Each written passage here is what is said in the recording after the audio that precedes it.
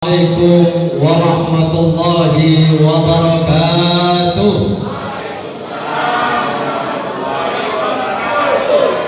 A'udzu billahi minasy syaithanir rajim. Bismillahirrahmanirrahim. Alhamdulillahi rabbil alamin. Ilahi anta maksudi wa ridhaka matlubi a'tini mahabbataka wa ma'rifataka. Rabbi shrah li sadri wa yassir li amri wa lal 'uqdatam min lisani yafqahu qawli. Wahdi qalbi wa syaddid lisani bihaqqi sayyidina Muhammadin sallallahu alaihi wasallam. La haula wa la quwata illa billahil aliyyil azim.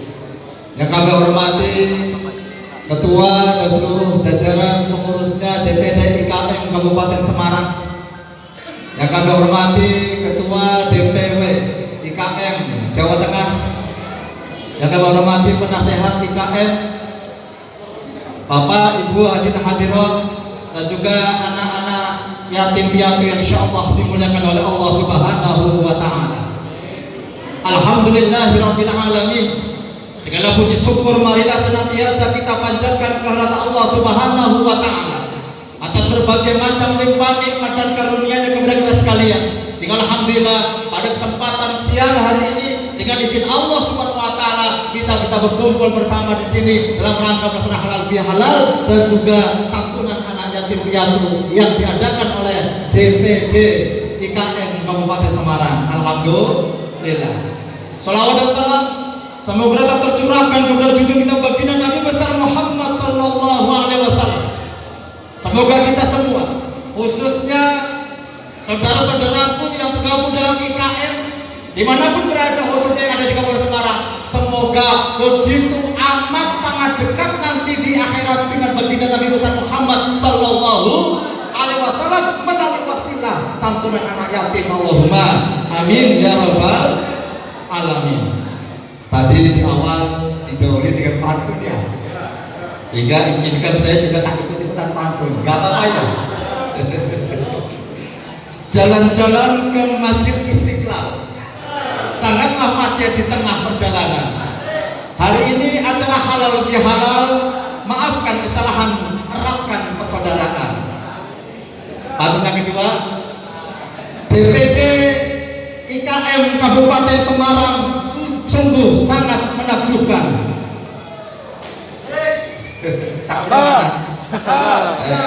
Ulangi ya.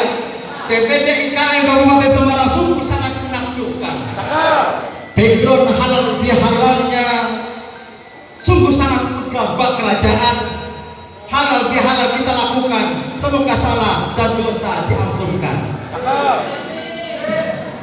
Bapak, Ibu, hadirin hadirat yang insyaallah dimuliakan Allah Subhanahu wa taala. Allah Subhanahu wa taala berfirman, a'udzu billahi minasy syaithanir rajim. Qad aflaha man zakkaha wa qad khaba man dassaha. Sungguh beruntunglah orang-orang yang senantiasa mensucikan jiwanya, dan sungguh celakalah orang-orang yang mengotori jiwanya. Alhamdulillahirabbil alamin. Begitu amat sayangnya Allah kepada kita semua. Allah tahu bahwasanya kita sebagai manusia dalam kehidupan mengarungi bahtera kehidupan di dunia ini penuh dengan noda-noda dosa dan kemaksiatan. Ya tidak? Maka didatangkanlah satu bulan kemarin, yaitu bulan suci Ramadan. Kalau panjenengan dilatih, dididik oleh Allah untuk menjadi orang yang beriman dan bertakwa, untuk mensucikan hati kita kesalahan kepada Allah. Insya Allah ketika kalau panjenengan benar-benar kemarin melaksanakan ibadah bulan suci Ramadan dengan sebagus-bagusnya, yakinlah seluruh dosa-dosa kita Allah ampuni. Allahumma. Dan hari ini kita kumpul bersama-sama di tempat ini tiada lain dan bukan adalah dalam rangka menyempurnakan kesucian kita, ya, kesucian dosa yang kaitannya dengan sesama manusia, dengan halalun bihalalin, dengan halal bihalal, dengan saling memaafkan. Sebab Bapak Ibu, yang namanya manusia itu akan diliputi kehinaan dimanapun mereka berada. Tidak pandang dia seorang presiden, tidak pandang dia seorang konglomerat ataupun konglomerat gitu kan. Tidak peduli dia pedagang ataupun apapun. Hakikatnya seluruh manusia manusia dihinggapi kehinaan dimanapun berada. Duribat alaihim dillatu ainama tuqifu illa bihablin minallah wa hablin minan nas. Duribat alaihim dillatu ainama tuqifu. Sungguh di manusia itu dimanapun berada dihinggapi oleh kehinaan. Illa bihablin minallah, kecuali manusia yang menjalin hubungan baik dengan Allah dan bihablin minan nas, dan menjaga hubungan baik dengan sesama manusia. Melalui halal halal inilah sempurnalah sudah.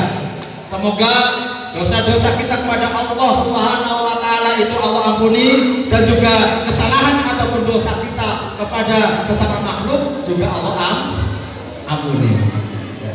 Saya sepakat tadi dengan sambutan dari Bapak selaku DPD kita tinggi, Ketua DPD, bahwasanya kesolehan atau kesolehan seseorang itu tidak diukur dari seberapa banyak sujudnya, ya. Tapi manusia yang paling bermanfaat itu, sebaik-baik manusia itu diukur dari seberapa banyak buahnya dia sholat, buahnya dia dzikir dalam rangka mensejahterakan umat manusia, membawa dampak rahmatan lil alamin. Khairun nas anfa'uhum linnas. Sebaik-baiknya manusia itu adalah manusia yang bermanfaat bagi sesama manusia. Alhamdulillah IKM tadi sepertinya sudah 7 tahun ini ya Pak, 7 kali. Alhamdulillah IKM saya yakin ini adalah buah daripada keimanan panjenengan, buah daripada tempat takwa dalam dada panjenengan, sehingga panjenengan selama 7 tahun ini istiqomah bagaimana memberikan manfaat kepada sesamanya, terutama khususnya kepada anak yatim piatu. Bapak Ibu yang kami hormati, setelah kaulan panjenengan ini disucikan oleh Allah, maka tugas terberat kaulan panjenengan adalah bagaimana menjaga kesucian itu 11 bulan yang akan datang. Halo. Hai. Sebab kaulan panjenengan ini kadang yang namanya manusia sering lupa, Pak. Kita tahu bahwasanya mencaci maki adalah merupakan dosa, menghina orang juga dosa, melari domba juga dosa. Tapi kadang kalau panjenengan sering tidak sadar melakukan. Mencaci maki itu sarang dosa. Ada yang apa? Menghina orang juga sarang dosa. Dosa. Maka kewajiban kaulan panjenengan, karena kaulan panjenengan tidak tahu kapan kaulan panjenengan ini akan dipanggil oleh Allah Subhanahu wa taala. Ayo kesucian, kefitrahan yang telah kita dapatkan pasca Idul Fitri kemarin dan pasca kaulan panjenengan saling halal bihalal dengan satu sama lain, tugas kita jaga dengan sebaik-baiknya, jangan kita kotori lagi. Allahumma la haula wala quwata illa billahil aliyyil. Ini tugas terberat kaulan panjenengan. Ya kalau kaulan panjenengan ngerti kok mati kita kapan kepenak ya.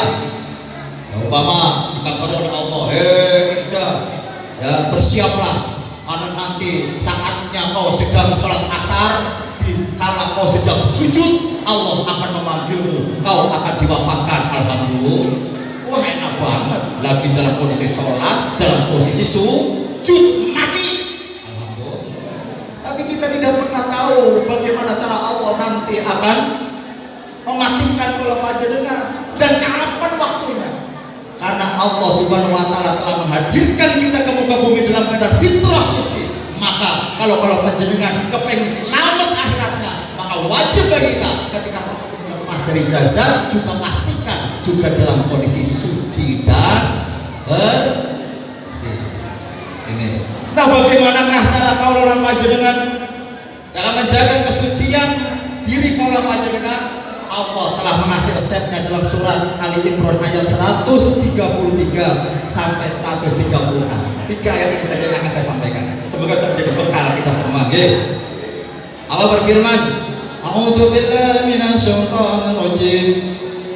Wasari'u ila maghfiratin min rabbikum wa jannah wa jannatin 'arduha samawati wal ardu 'indat lil muttaqin wasari'u ila maghfiratin min rabbikum, dan bersegeralah kalian semua kepada menuju ampunan Tuhanmu, wa jannah, dan segera menuju kepada surga yang luasnya seluas langit dan bumi, yang disediakan untuk orang-orang yang bertakwa.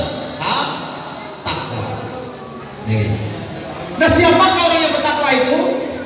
Bagaimanakah ciri-ciri orang yang bertakwa itu?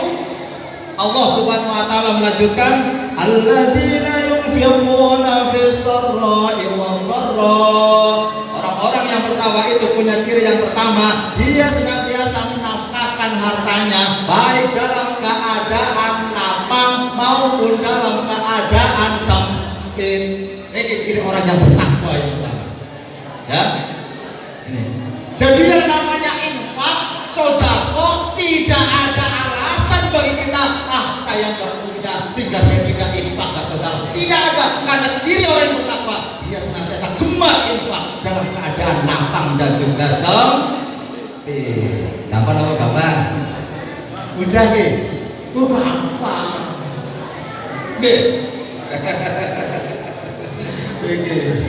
Jadi jenengan punya uang 1.000, ya, sedekahkan 1.000 kalau jenengan memang mewarisi Abu Bakar As-Siddiq. Boleh. Nah terus anak istri kita, ya, Allah yang akan mencukupinya. Percaya? Nah, kalau iman jenengan sudah seperti Abu Bakar, maka punya uang 1.000, sedekahkan semua 1.000 dengan penuh ikhlas. Yakinlah Allah akan melipat gandakan sesuai dengan ikhlas dan panjang. Minimal kalau kita punya uang 1.000, sedekahkan 500, sebagian, separuhnya. Kalau kita imannya sekali Umar bin Khattab, atau minimal kita sedekahkan sepertiganya. Kalau kita imannya seperti Utsman bin Affan. Nah, kalau kita nggak punya harta benda, sedekah dengan yang kita bisa. Punya ilmu, sedekah dengan ilmu pengetahuannya tanpa mengharapkan imbalan apapun. Yang tidak punya apa-apa, tidak bisa apa-apa, dengan senyum pun itu sudah merupakan sedekah. Tapi jangan senyum-senyum terus gitu. Apalagi saya sendirian, wah nanti masuk ke pondok pesantren saya kalau bisa dia pahami deh. Ciri orang yang bertakwa yang pertama, dia gemar infak dan gemar sedekah dalam keadaan apapun. Apalagi saya lihat wajah-wajah yang hadir di sini, insyaallah calon-calon penghuni surga dan ahli sedekah. Apalagi yang saya lihat di sini adalah rata-rata teman-teman dari Minang itu semuanya pedagang ya, rata-rata ya, punya warung makan semuanya, punya CEO warung makan semuanya. Kalau rumah makan yang pengen berkah dan Allah besarkan, maka infakkan dari hasil ya usaha panjenengan, insya Allah berkah. Allahumma amin. Sepele Pak, sedekah Pak. Ya, saya sudah membuktikannya. Ya, contoh, saya dulu ketika tidak punya apa-apa, datang seekor kucing, saya kasihan. Oh, kucing datang, ini adalah yang datang Gusti Allah. Ya kan? Saya suruh istri, ada kucing datang, kasih dia makan, sepele ya. Ternyata keesokan harinya terus datang banyak kucing Pak. Dari satu kucing kami urusi setiap datang itu, kami kasih makan, datang akhirnya kucing di rumah kami 23 ekor Pak. Jika makanan kucing itu saya beri makan kucing itu yang khusus kucing itu satu besar itu tidak cukup 1 minggu. Tapi karena kelihatan ya Allah ini makhlukmu datang ke rumahku, ya kan? Aku umatnya Nabi Muhammad, ya Allah berilah aku kekuatan untuk menjauh makhlukmu ini ya Allah, dan rezeki yang kau turunkan untuk kami di rumah ini. Ternyata subhanallah, yo cukup, yo iso kan kalau matematika yo gue makan kucing gue mungkin jutaan gitu kan.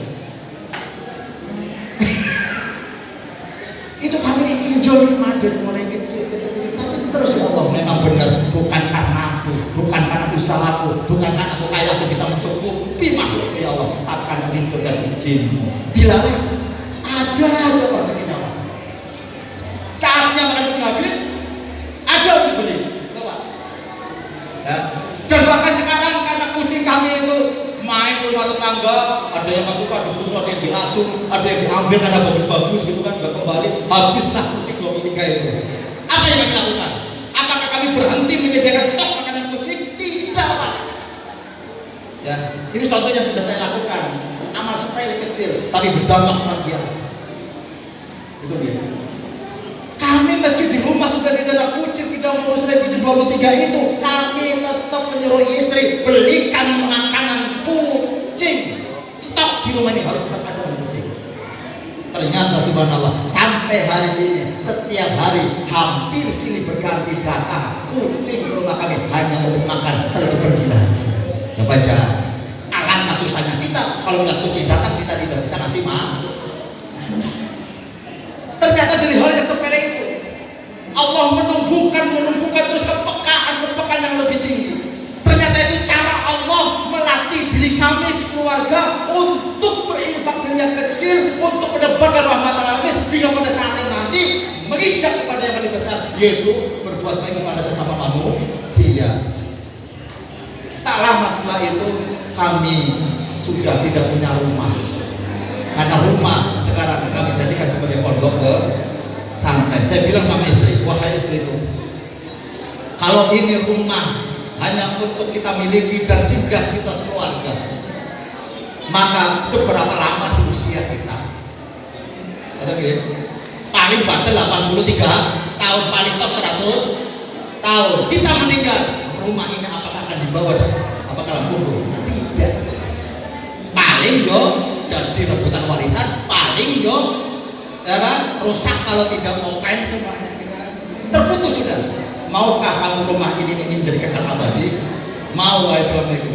Ikhlaskah kau kalau rumah ini kita persembahkan untuk kepentingan Allah dan Rasulnya, kita jadikan ini sebagai pondok pesantren. Jangan menunggu donatur membangunkan kita pondok pesantren, tapi harus dimulai dari diri kita. Apa yang kita bisa, apa yang kita punya untuk melakukan amal kebaikan. Itu sepakat.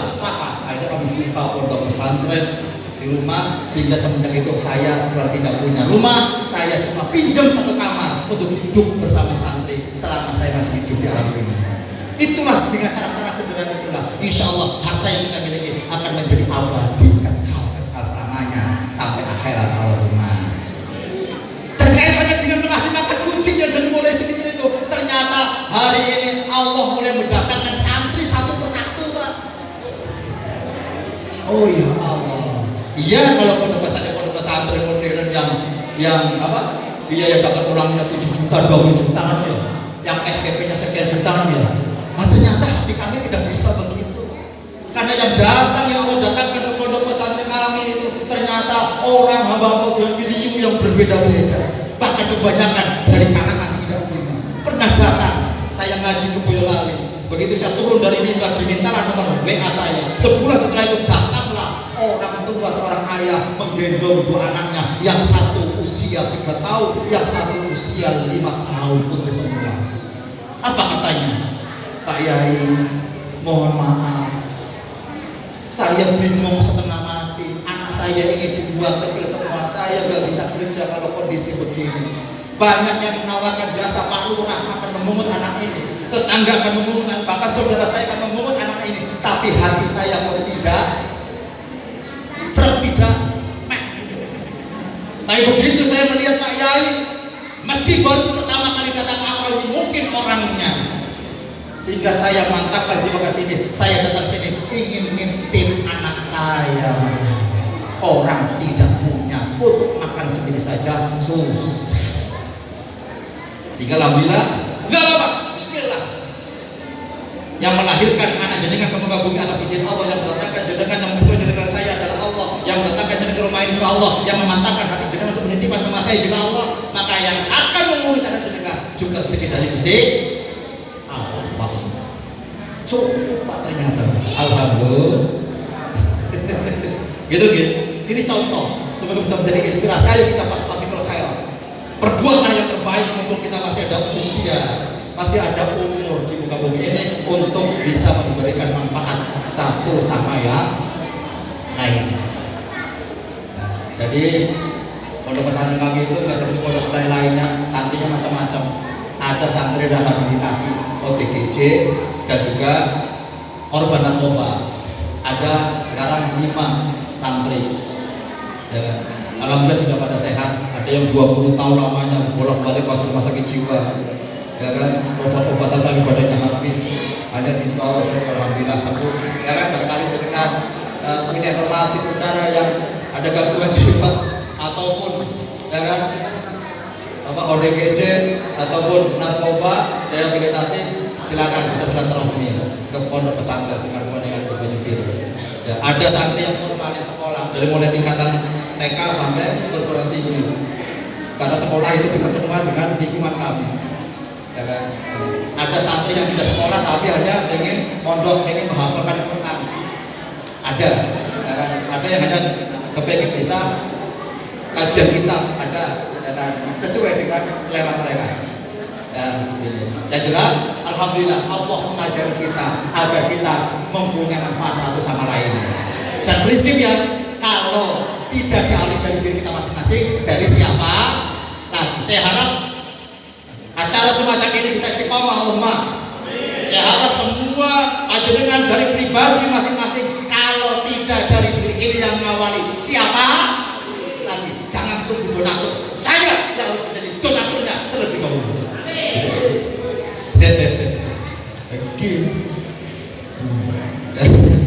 Halo, dari sini Pak Ame. Saya bicara atas pengalaman aja gitu. Kami sering bawa. Itu sudah saya lakukan.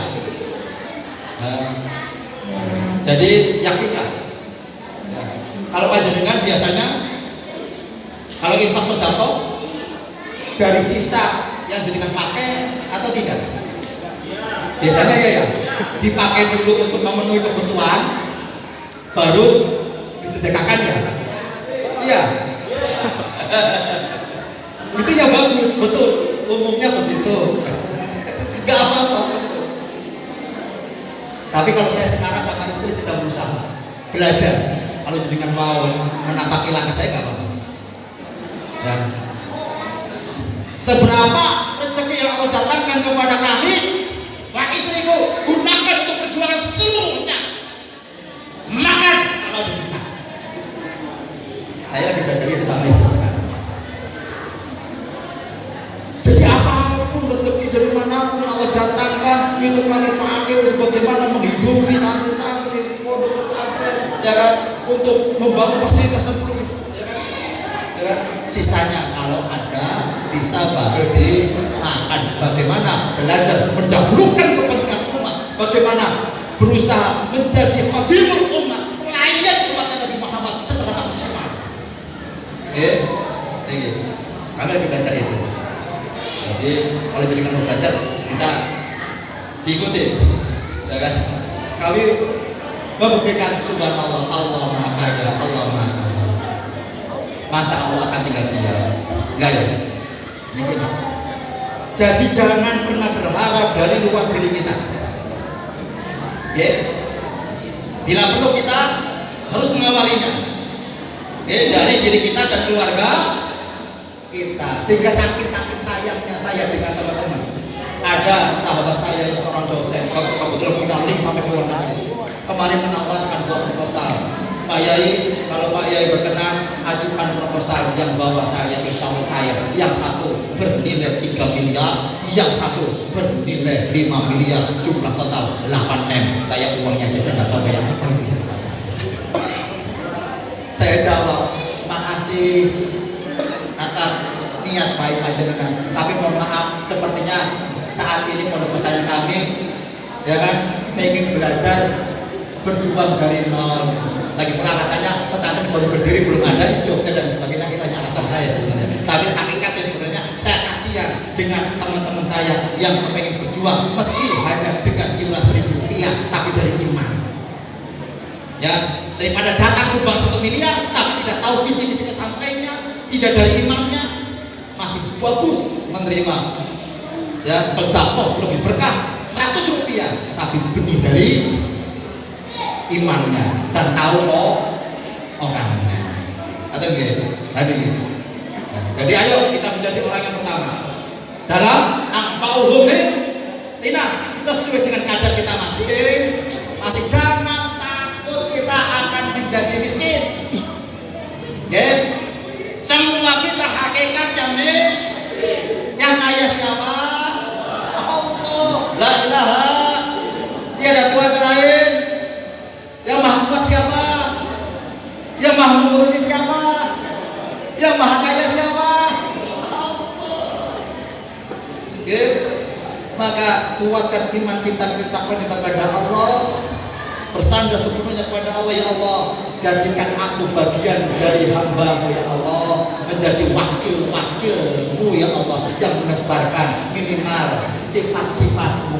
Allah punya sifat Rahman Rahim, semoga kami ya Allah bisa mewakili-Mu menebarkan sifat Rahman Rahim di muka bumi ini. Begitu. Ada gitu. Tidak ada ceritanya orang yang infak kita akan miskin, tidak ada. Belum pernah saya mendengar gara-gara kita infak sedekah menjadi kita miskin. Saya belum pernah mendengar.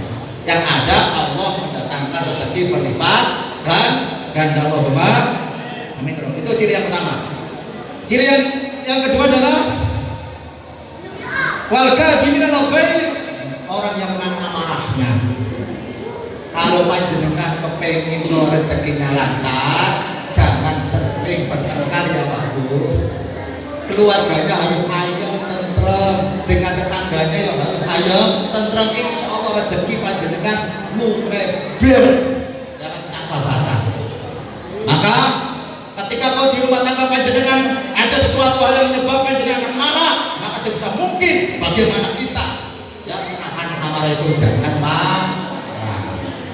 Apa baca sholawat, apa baca istighfar, apa ambil aduk, atau banyak dikir kepada Allah Subhanahu Wa Taala. Dan wal'afina anil nas, perbanyaklah sifat suka memaafkan kesalahan orang lain. Allah saja yang kerso memaafkan seberapa pun besar kesalahan kita, dosa kita kepada Allah, asal kita mau taubatan nasuha. Alangkah sombongnya kita ketika tidak mau memaafkan kesalahan sesamanya. Ya. Di antara ciri orang yang bertakwa yang selanjutnya adalah ketika kita terkadung sudah menganiaya diri kita sendiri, berbuat kejelekan, maka segera ingat Allah dan fastaghfiru bihi, mintalah ampun kepada Allah Subhanahu wa Ta'ala. Ya, bisa dipahami nggih? Maka tetap semangat saudara-saudaraku yang berasal dari Minang. Ya, saudara-saudaraku iman, agama yang berasal dari Minang. Ini Islam semua atau ada yang tidak Islam? Ada juga yang Islam. Maka lalu jalan ini tidak hanya akan mempererat ukhuwah Islamiyah, tidak hanya itu. Tapi bagi saudara-saudara saya sebangsa dan setanah air yang hadir dalam halal bihalal ini, dan adanya halal bihalal ini juga dalam rangka kita mempererat ukhuwah insaniyah, ukhuwah basyariyah, persatuan antar sesama manusia sebagai hamba Tuhan. Dan melalui halal bihalal ini juga ketika ada saudara-saudara kita yang di luar Islam juga sebagai bangsa Indonesia, ya kan?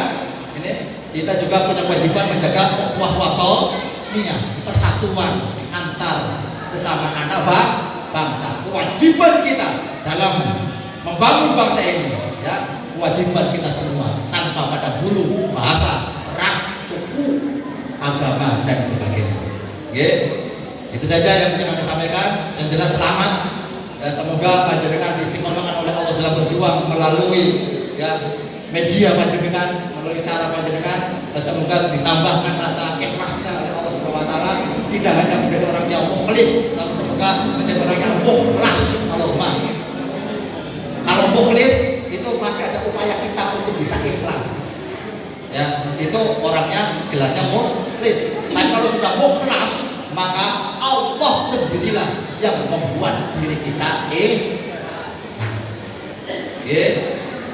Terus santiran yatim, karena Rasulullah Shallallahu Alaihi Wasallam pernah bersabda dalam sebuah hadisnya, qala Rasulullah Shallallahu Alaihi Wasallam, anna wa kafilul yatim fil jannati hakada. Aku ini bersama orang-orang yang memelihara anak yatim itu seperti ini. Rasulullah sambil memberikan isyarat kedekatan aku dengan orang yang musnah yatim seperti ini di akhirat. Allahumma.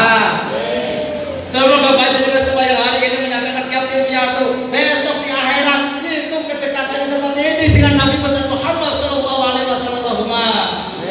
Amin ya rabbal alamin. Itu saja para singkat dari kami. Semoga bisa memberi manfaat dan semakin menambah semangat kita dalam mengarungi kehidupan dunia yang cuma sebentar ini. Ya, hidup di dunia cuma sebentar ya. Sepakat tidak? Tak cerita nih sebagai tambahan sedikit. Perbedaan waktu dunia dan waktu di akhirat itu berbanding jauh. Satu hari akhirat itu sama dengan 1000 tahun waktu dunia. Sehingga kalau kita umurnya di dunia itu hanya 83 tahun, ya, itu kita baru hidup di akhirat selama hanya 2 jam saja. Nah itu Pak, ya. Maka mumpung kita masih diberikan waktu yang sangat terbatas hidup di dunia ini, ayo kuatkan iman takwa kita kepada Allah. Ayo kita semburatkan buah iman takwa itu untuk kepentingan kemasyarakatan umat. Tidak hanya kita istilah Jawa, ya, dalam istilah Jawa itu ada manunggaling kaulo marang Gusti. Bagaimana kita bisa bertekor kepada Allah Subhanahu wa Ta'ala, tapi ada kelanjutannya untuk mencapai kesempurnaan. Itu bukan makom tertinggi bagi orang Jawa sebenarnya, tapi ada bagaimana kita bisa manunggaling kaulo marang kaulo. Bagaimana kita bisa bersatu antara satu makhluk Allah dengan Allah yang lainnya. Di mana saudara kita sakit, bagaimana kita bisa merasakan sakit. Bagaimana saudara kita itu senang, kita merasakan senang. Inilah konsep Jawa, manunggaling kaulo marang kaulo. Pada ada yang lebih tinggi lagi, manunggaling kaulo marang alam semesta. Bagaimana kita yang ibadahnya bisa menjadi manfaat untuk rahmatan lil alamin, untuk alam semesta. Itu saja dari kami. Kalau kita maaf, semoga kita bisa berjumpa lagi lain waktu dalam frekuensi dan gelombang yang sama atau beda kita nggak tahu. Semoga pertemuan ini bukan pertemuan yang pertama, tapi semoga karena pertemuan ini Allah juga kelak mempertemukan kita di akhirat kelak. Allahumma amin ya rabbal alamin. Tetap semangat melakukan kebaikan dimanapun panjenengan berada. Sekian dari kami. Assalamualaikum warahmatullahi wabarakatuh.